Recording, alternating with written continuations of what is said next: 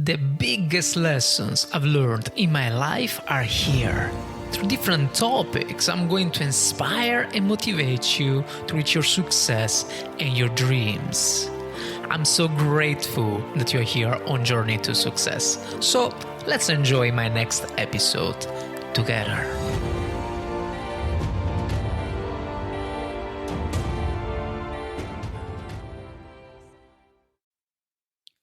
Hey Kevin, how are you?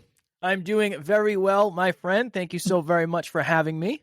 Of course. And welcome to the Fabio podcast, From Failure to Success. I'm glad to have you here with us, Kevin, to share your story of depression and suicidal ideation. And thank you so much for giving strength to some of our audience on how to overcome this tragedy. I appreciate that very much. I'm excited. Like I said, I want to add value. That's always my goal. And sometimes you got to share the hard parts of the journey because there's a lot of other people going through their own hard parts. That's correct. That's right. Yeah. And Kevin, so I like to divide your story into 3 chapters.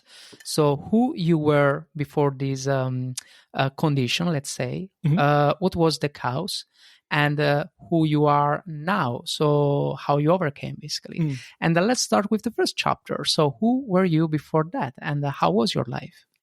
Before that, I was somebody who I assumed that if I went and made a lot of money, that would fix all of my internal problems. I was somebody who connected nice things with happiness, with fulfillment, with success. But the simplest form for me, Fabio, is I assumed if I had nice things, I would feel good about me. And I thought all the external success would fix the internal insecurity and the internal doubt and the voids I had. And that just didn't happen, right? That's not what happened for me. So I was raised by my mom and my grandmother. I didn't know my dad.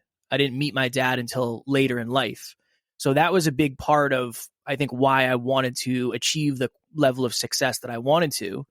But I also had a very negative relationship with money because growing up, we didn't have a lot of money. So I assumed, again, more money equals less problems. And that just ended up being a very, very challenging thing to face when I made all the money, but my problems didn't get any better. Maybe they got worse. And that was a really challenging time. Yeah. Everything is about mindset. If you have a money, but you have not the right mindset to handle the money that you have, then it's the cause of some unfortunate event like yours, basically. Definitely. Yeah. It's really hard when you think of, there's something that I don't have yet that's going to make me feel a certain way about myself. That's a really tough place to be because then you spend your life going out and trying to achieve things to fill the voids that you have, when in reality, if I could go back and do it differently, I would have started working on myself. And I would have worked on my own self-improvement, and I would have gone to therapy, and I would have had the conversations. And odds are I probably would have been financially successful because I would have been successful with myself first. Understand. So maybe you would have preferred to start from scratch, Yeah. and to have some, to fail a lot of times before to achieve a kind of success, instead to have already some money in your pocket to spend however you want, whenever you want. So I totally understand. And okay, and so basically, what was the trigger? So what happened? Like the real trigger, it was more something that went, how can I say, slowly, with a little bit steps. Or there was some trigger actually that felt you properly on the floor. So what happened? Yeah, I think it happened very, very quickly. So I remember opening my final pay stub of the year, and this is what I had worked so hard for. And I made $100,000 at 26 with no college degree. And I remember right after that, I opened my pay stub, I looked at the number, and I didn't feel any different. I was happy for a second. I was like, oh, that's cool. I made a lot of money this year. Yeah. But I remember thinking to myself, I do not feel any different. I'm still insecure. I'm still afraid of my own shadow. I'm not confident. I'm not excited for the future. And in that moment, I realized that I didn't want to do what I was doing again. I didn't want to spend another year working so incredibly hard for a result that I knew I did not want. So what happened was I ended up starting a podcast. I fell in love with podcasting as I fell out of love with my job. I knew I didn't want to keep doing it.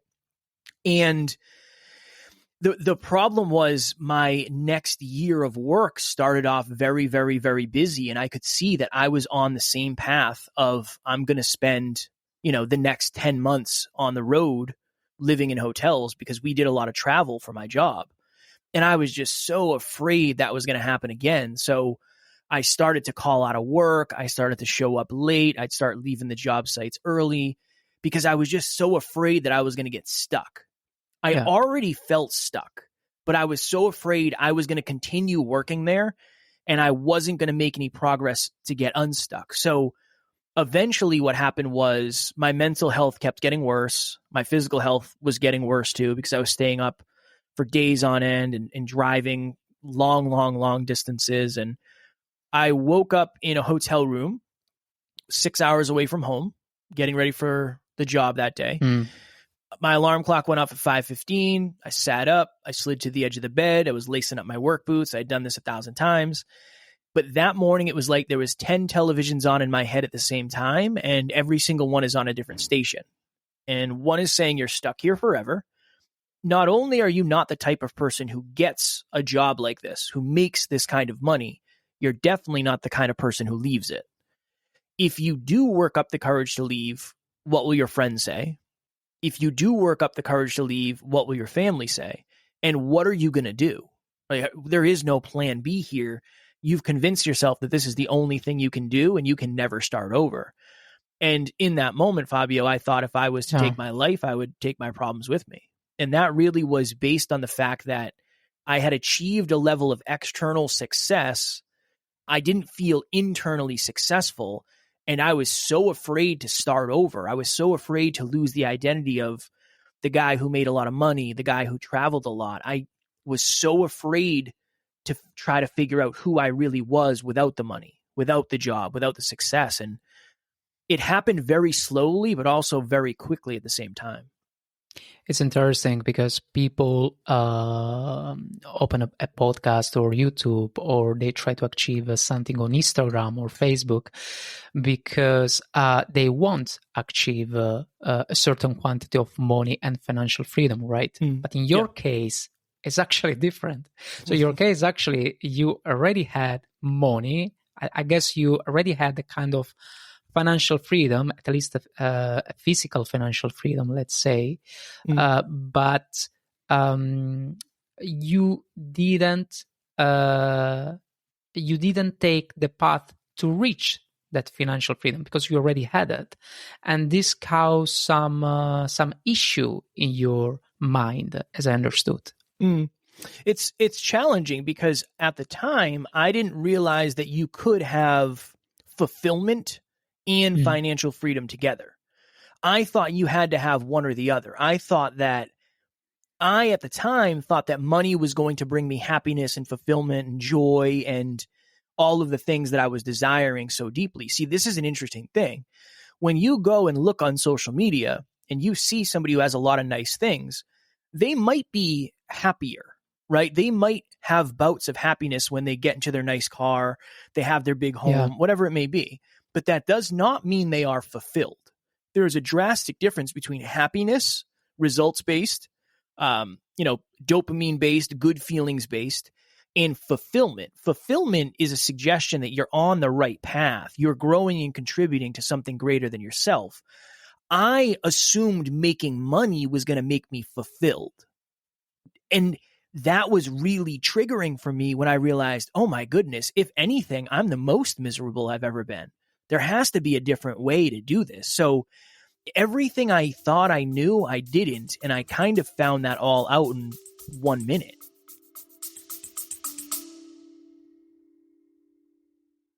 Before we go through, if you're enjoying this podcast, please consider taking just 3 seconds to share it with someone else. It is a small gesture that could make a big difference in someone's day.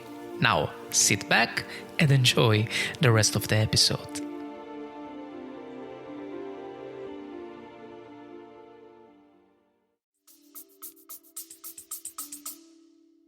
This reminds me, it's interesting what you said about, that all of us like to show up in a good way, in a good shape on social media. But then behind, there is a whole world of feeling, positive and negative feelings, and situation, a positive and negative situation, and you don't show this situation through social media. We are like, the Greek mask. Mm-hmm. The Greek mask, the sad and the happy one. Yep. We all have this, this mask. Sometimes it's sad, sometimes it's happy, and so I actually. I totally understand what you said, but I mean, okay, I understand the depression factor. I mean, I understand the fact you felt alone, right, about this journey. But in your website that I actually checked and I advise, well, you talked also about suicidal ideation. So would you like maybe to explain better to our audience, and actually, if you like, also to say a little bit more, to educate a little bit more about it? Yeah, it's interesting because most people ask about that unique story, right? Yeah. Because that's the big story. That's really what changed my life. But something happened to me a few years prior where I was at home and I was off of work for the week. We were in between contracts, and my girlfriend and I lived with this other couple in Boston, Massachusetts. We had this really, really nice apartment, and I was home alone one day. Everybody else was at work. And I played video games all day, and I was just hanging out. I was pretty much on vacation. And I remember having this moment during the day where I thought to myself, if this is all life is, I don't want to do it anymore. If life is just this gray, meaningless, sad countdown to not being here, like, I'd rather just speed that up and not be here. I don't want to do this. Like, I don't want to exist as a human being anymore. And my girlfriend ended up coming home later that day, and I told her that. I said, hey, I had some like really dark thoughts, not about hurting myself specifically, but like about not existing. Like, I don't want to be here anymore. And she suggested I go to therapy. So I ended up going to therapy later that month, maybe. I don't know. It might have been a month or a month or two later. And I remember walking up these stairs downtown Boston, being so afraid that I was going to cry and this person was going to judge me. And that therapy was something that I was so afraid to do, but it was something that was really, really positive, and I was actually excited to do moving forward. So I ended up doing therapy for probably, 3 or 4 months. Then fast forward, I had the same thoughts in the hotel room that day of not necessarily I have a plan, not necessarily I've planned out what I'm going to do to hurt myself, but more the imagination of what it would be like if I wasn't here. Like, I don't want to be here anymore. I think it would be easier just for me not to exist as a human being. And I think the big part of it for me, Fabio, is I lost all hope. I was hopeless. I was hopeless. I felt helpless. I had a history of depression. So it was a very perfect storm at the perfect time for me to feel that way. And what I'm very blessed I had in both of those scenarios is I had somebody I felt safe sharing that with, right? Yeah. So a few years prior, I shared it with my girlfriend. When I was in that hotel room having the thoughts of not being here, I reached out to a friend who's now my business partner. And he said, Kev, over the last year, the last couple of years, your awareness of yourself has changed a ton. You've learned so much about yourself and the world, but your environments have remained the same. I think it's time for you to change your environment. So that was the ignition of hope that I needed to make a different decision that day. And that day, I decided that I was not going to do my job anymore. And I ended up leaving my job 3 or 4 months later. So I think at the simplest form, Fabio, I just needed some hope because I felt backed into a corner and I felt like I was going to be stuck forever and nothing seemed possible. It didn't seem possible to make a different decision. It didn't seem possible to start over. And that's really where I was trapped at the time. Right. I know a person, she's, I think around 16, 17 years old right now. But when she was child, she desired, also the same as you, she desired to not exist in this world. And going a little bit back, I can say that this child had some traumatic experience in terms of love. So I think it's related, right? Maybe the lack of love that you, maybe I'm just guessing, yeah? But maybe you didn't have that kind of love in your childhood that most of the children have it, or maybe I'm going too much deep about it. No. I don't think there's any such thing as too deep, my friend. I think not knowing my dad, right? I mean, here I am, a young boy, a young man, and I remember in school, for some reason, when I was younger, the first day of school, you'd go around and you'd say, "Hey, I'm Kevin. My mom is a blank and my dad is a blank. Like my mom is a nurse and my dad is a construction worker," or whatever it is. And I remember thinking to myself, I have no idea what my dad does. I don't even know his name. I don't know what he looks like. It's very touchy, I have to say. Yeah, that was a very challenging time as a young boy to figure out, like, what does this all mean? So I believe now more than ever that one of the reasons I've had so much doubt and never felt good enough, and that's still something I work with today. I work through that every day. I think it's because when my dad wasn't there, I self-assigned myself as the reason why, even though I had no control over what my father did at the time. So I think you're very, very spot on with that. For most of my life, I never felt smart enough. I never felt good enough. I never felt deserving enough. A lot of that is self-worth. I had some really, really deep self-worth issues because I didn't feel valuable enough for my dad to stay around. Love is truly everything, and it's not just a say. I mean, also the way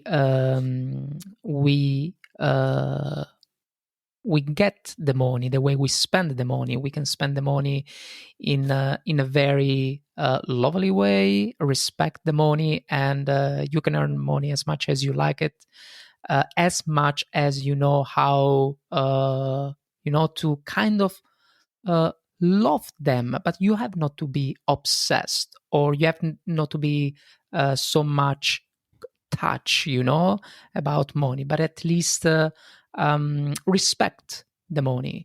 And it's everything like that in life, right? So respect the people around you, love the people around you, respect the family around you, and love the family, the parents around you. But of course, if there is a part of this family that doesn't exist, I guess that's how can I say, it's part of the problem to receive less love than we used to do, right? So it's a relationship, right? You have a relationship with everything. You have a relationship with family, you have a relationship with money. It's a really important question, is what is your relationship to blank? Yeah, that's a great question, actually. Yeah, right? Definitely. Because I'm sure you've seen a lot of people who want to make more money, and maybe there's been times in your life where you've desired to make more, you've focused on making more. There's a lot of people out there, the reason they're not making more money or attracting more love or whatever it is because they don't think they're worthy of it. And that's just, that's a self-worth issue. There's a big difference between believing you can do something and feeling like you deserve to be able to do something. And I just don't know if I actually felt deserving of love for a long period of time based on the fact that, when you're young and one of your primary caregivers isn't there, there's a lot of questions that pop up. Yeah. I think at the end, the real answer was that to receive love, you also have to give love, right? And that's, I think it's truly the answer. So like, if we are waiting so much to receive love, you don't get it. You have at the same time give love unconditionally. That's what I think. That's what I think. And I have another question, actually, because Sure. I'm actually very, very curious. Every time you say the word job, in my previous job, there is some heaviness when you talk about this previous job. So what was your job exactly? So it's a good question. It's a good question. Yeah. I worked in an industry called weatherization. So it was our job to go into large buildings, usually schools, and we would make the buildings more energy efficient. So I would work in the attics, I would work on the windows, I'd work on the doors, I'd work above the drop ceilings. And I really enjoyed the job for the first few years. I really did. I mean, it was something where you got a company credit card, you got a van, you got floor plans, you got your hotel booking, and you drove 5, 6, 12 hours to a location and you worked. And I love the freedom and I love the responsibility.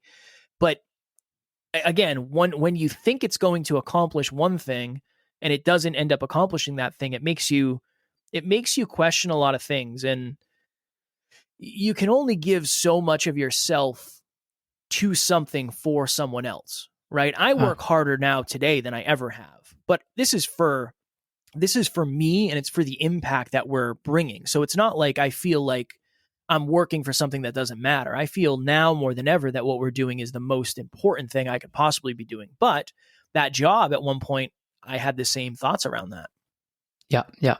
I totally believe in this. And it's also myself, actually. I like to leave this world, but at the same time, let's say that I wouldn't mind to leave this world one day, but I want to leave something, So I don't want to work for a company. I don't want to. It's like you work for a farmer, basically. You work for a farm, but the farm, it's not yours. You know what I mean? So you don't mark your ground. So you are just there helping someone else dream, especially. Yeah. And you don't print your mark in this world, and that's not something that I really want to do in my life. So I want to leave this world and say, hey, I helped this person. I gave space on my podcast to show up and help my audience with the same topic. And so that was my realization. And I'm sure that also your podcast or whatever you're doing right now with your website, it's just to serve people and in a way to help them. And of course, it's obvious have something in return, but it's just an automatic factor. So it has not to be the purpose. You know what I mean? So yeah, definitely. And I have a last question actually for you, Kevin. So basically, who are you right now? So first of all, how you overcame this experience of depression and bad thought, let's go like that. Maybe it's more it's more light. And so how you overcame and who are you right now? Yeah, today I am a business owner and an entrepreneur and a podcaster that does 7 episodes a week, and I'm a lot of things that I never believed I would be. And the simplest form is I got over a lot of the stuff I was dealing with by working really, really, really hard and diligently on myself. So asking myself the hard questions of, okay, one of the reasons, Fabio, I'm so comfortable with talking about a lot of the stuff I'm talking to you about today is because I've talked through it behind the scenes and with my wife and with my business partner. And I've talked to myself about it for such a long period of time that it's not an open wound anymore. A lot of the stuff I've gone through are just scars now, and there's stuff I can talk openly about. So yeah, I worked really, really, really hard on understanding myself and understanding my triggers and understanding my traumas and understanding my insecurities and my fears and the stuff I was excited for. I realized after making money and thinking that was going to fix everything, that it's my job to work on myself. And there's almost nothing external that is going to heal me as much as I can heal myself through self-awareness, through growing, self-improvement, and all of that. So that really is it. And here's the interesting thing. I kind of have a cheat code where I'm a podcaster who has to learn. I have to learn every single day if I want to add value to our audience and all the other audiences that I'm blessed to be in front of. So in a way, my job is to learn about the world and about business and speaking and humans. But the simplest thing is my job is to learn about me, because the more I know about myself, the more I can ultimately help myself. And then the more I can help other people. And that's pretty much the person you see in front of you today. Somebody who's really, really focused on how do I learn a little bit more? Then how do I learn a little bit more about myself? And then how do I help somebody learn a little bit more about themselves? Super. And this part is going to help a lot of people, truly. Very, very beautiful. And I'm grateful. Kevin, last question. This is truly the last. It's actually more from your side. So before we conclude this episode, is there anything else you would like to share or say? Yeah, I usually end with this. The biggest difference between the person you are today and the person you want to be eventually is your habits. So make self-awareness a habit. Make asking yourself the challenging questions a habit. Make seeking feedback a habit. It's not the stuff that we remember that usually makes the biggest difference. It's the stuff that we do every day that we kind of forget. So the stuff that you do consistently is going to determine the life that you have in the future. So try to make sure you're doing the positive stuff if you can. Cool. Nice. And I can add something as well, because usually when I ask this question, people like to promote their business, but since you are too much kind, I'm going to do for you. So Thank you. No worries. So guys, just go to nextleveluniversity.com and I've been already there, and there is a little bit of story, a little bit of coach, a little bit of training. So if you're interested about it, just, go to Kevin. All right. Thank you, my friend. I appreciate you. All right. And thank you so much for being here. And the time flies, as you can see. And take care, Kevin. You as well, buddy. Thank you. Bye. Here we are. Congratulations. You just finished my entire episode. So, the only thing I ask is to take a moment to give Journey to Success a rating. By the way, thank you so much for being here on Journey to Success. I'm very grateful. Thank you, and see you next time.